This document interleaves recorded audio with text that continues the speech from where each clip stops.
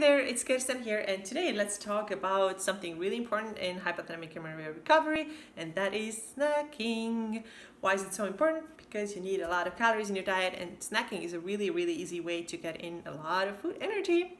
So you need how many calories? Well, several thousand, not only 2,000, but 3,000 would be really nice. However, you don't have to count everything. I never counted anything when I was in recovery, but I'm sure that I ate way over 3,000 because once in a while I track my calories now to see, just out of curiosity, to see where I'm at, and I'm always somewhere between 2,300, 2,600, and I am recovered for 2 years already, and I am not gaining any weight anymore. So the point is that several thousand calories a day. The book No Period Now What, which you probably have read, says 2,500 calories, but they say that this is the minimum, and I totally agree. You should eat even more than that. So 3 things today I want to share with you about snacking. And the first thing is that you get to have more snacks than just 2 a day. I know a lot of people have this idea that they should be having their breakfast, snack, lunch, snack, and dinner. 5 meals. However, you get to have more than 2 snacks a day. You can have 3, 4, 5, 6. You can snack all day long if you want to. And the more you do, the faster you really recover. So try to get rid of this very structured way of thinking and putting labels on meals. This was lunch and this was snack. Sometimes they can be the same thing. You just continue from snacking to eating your lunch, or going from lunch to have some snacks. And it doesn't have to be so structured, right? Sometimes you can have a snack in this snack between your 2 snacks. It's totally normal. So don't sweat it. Just try to be more relaxed about it and eat as much as you need to, and the more the better. Okay. So my second point is that make sure that your snacks are actually calorically dense. Carrot sticks and cauliflower and cucumbers, they're not going to get you too far.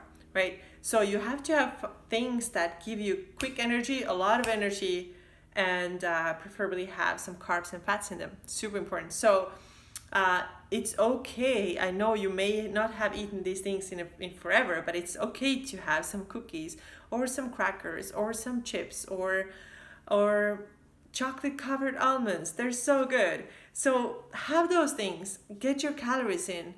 Carrots are not going to get you too far, like I said. And I know a lot of people are worried about the food quality, but I have to say that the clean eating thing, it's actually driving people really crazy. It's usually there's no, they don't have a bad reaction to those unclean foods or anything. It's just a lot of it is in their heads. They think they shouldn't be having, because this is what the dieting industry is always telling them. And when you start having some tortilla chips here and there, see what happens. Probably nothing bad happens. Good things happen. You get your calories in. However, if you really are sensitive to any of those oils that they use, or you don't want to consume loads of sugar, and I don't tell you that you have to eat loads of sugar. If you are worried about these things, go find some better quality things, right? There's potato chips that are cooked in avocado oil or olive oil, or coconut oil, or there's better quality chocolates, and there's all kinds of different things. You don't have to buy the junkiest foods in the world, right? But at the same time, don't overthink it either, right? It's not going to ruin your health. If you have a little bit of highly processed, it really isn't going to ruin your health. It's probably actually good for you right now. Okay, so make sure that your foods are calorically dense, and snack them all the time. Okay, and then one more point, my third point, is that some people have this idea that they can't have the same thing twice in a day. They think that, okay, I already had my oatmeal cookie in the morning, I cannot have another one in the evening.